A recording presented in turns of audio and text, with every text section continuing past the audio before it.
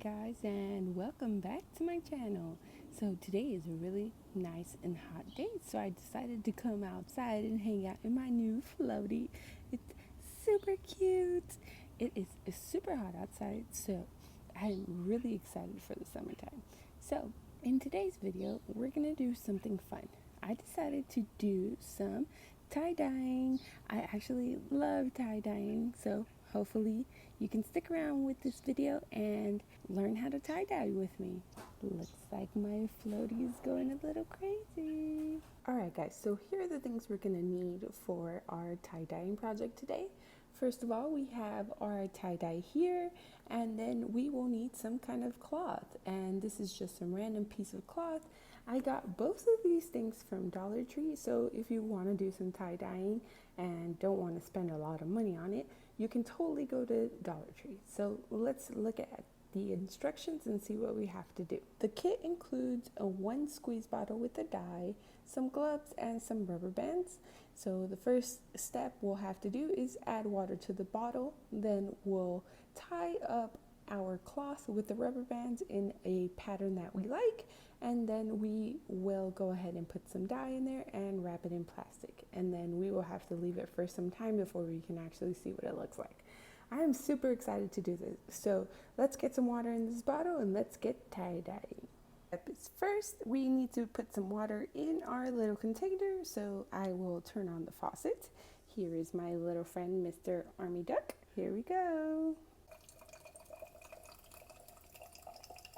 Awesome. So now we filled up the little container with water, and as you can see, all of the dye has mixed with the water. So now we have this pink water bottle.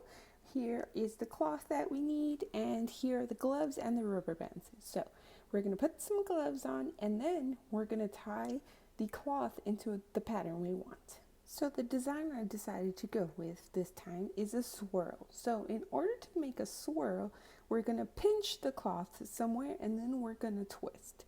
So let me try and show you. So here I've made a pinch in the middle of the fabric, and now you're just going to keep twisting so that you make like a little donut. Once you've rolled it all the way together, then you'll have something that looks like this. It looks maybe more like a cinnamon roll.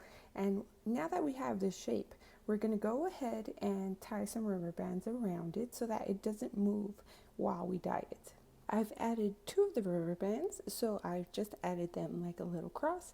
I have 3 more rubber bands, which I will also tie and then show you what the end result will look like. I've gone ahead and added all the rubber bands, and now it looks like a little flower with all the petals divided by the rubber bands. So now we're going to go outside, and we are going to cover this with dye. Make sure you don't do this inside because it will get all over your clothes and yourself. Also, make sure to wear the gloves while you're handling the tie-dye. Let's go outside. Alright guys, now that I've got my gloves on, I am ready to go ahead and spray my piece of cloth with the tie-dye.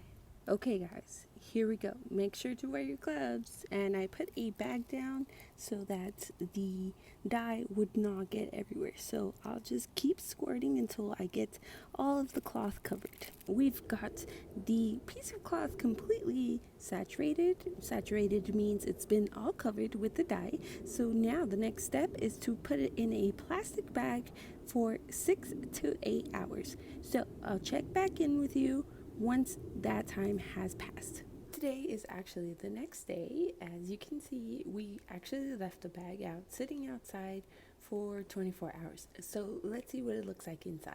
I just opened the bag, and it just looks like a giant pink ball of cloth. So I'm going to go ahead and take off the rubber bands, and the whole idea is that we now want to wash off all the dye. So I'm going to take the rubber bands off, show you, and then rinse it all the way through until no more color is bleeding. Check it out guys, we have successfully made some tie-dye cloth. A lot of it came out super pink, but I think it's because the cloth was not really thick, but it turned out pretty cool. So I'm probably going to use this cloth to make something cool. So now I'm gonna run some water through it and rinse it out.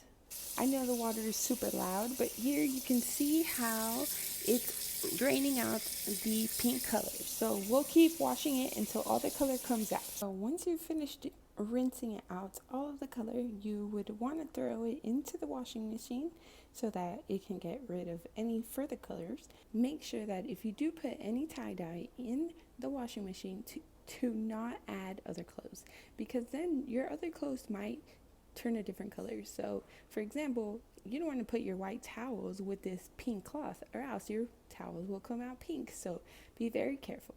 The tie-dyed cloth has been washed and dried. I can show you the final result. So if you see, we can clearly see the spiral we created with the twists and turns that we did in the beginning of this video. And you can totally make any kind of shape that you want, or design I should say. You just need to twist your cloth accordingly. So if you want to see any more tie-dye videos or any crafting videos, then just let me know. I really hope you liked this video. Make sure to subscribe, and I'll see you next time. Thank you. Bye.